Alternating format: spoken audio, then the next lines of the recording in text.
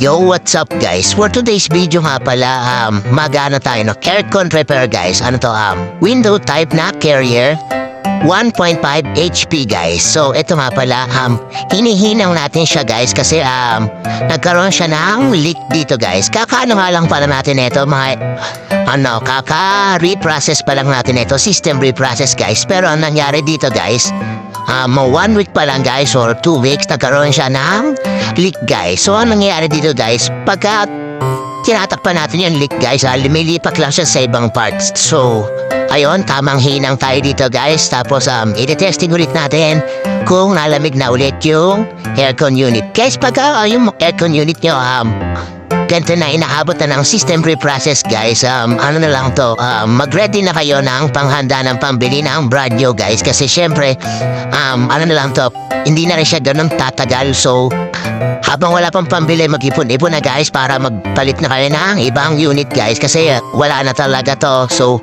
nagawa na lang natin to ng paraan guys. So, ayan. Nakita na natin yung leak dito, so nahinakan na natin. Tapos syempre check natin yung freon niya guys. So ayan, liligkas ulit natin kung mayroon pa bang natulog guys. Kasi lalabas yan dyan kung may butas, bubulayan guys. Kalagay natin ng sabon. So spray natin ng sabon dyan. Pag bumula pa yan guys, ibig sabihin mayroon pang butas dyan guys. So ayan, tingnan niyo lang. So wala na naman yata dyan, okay na yan. So, lalamig na ulit siya pag kinargahan natin ng Freon. So, ito, binalik na natin. Kakargahan natin siya ng Freon, guys. So, ayan. Saset lang natin ng tamang dyan, tamang Freon dyan. Tapos, ano nga pala yan, guys? Pagka may leak na pala yan, yung sa gilid na ito, yung tube niyan, guys, nag-ano yan, yung copper tube, yellow yan, guys. Makita niya namumuti o may namumong yellow. Ibig sabihin nun, may leak na yung aircon nyo, guys. Pero sa case naman ito guys, ito yung sa gilid guys, yung nagiging white yan, di ba guys?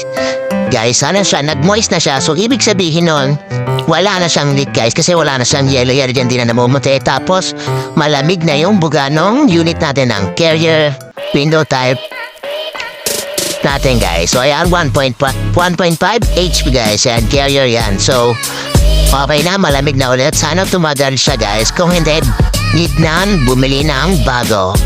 Okay? Bye-bye. Thank you for watching. Hanggang dito na lang. Thank you.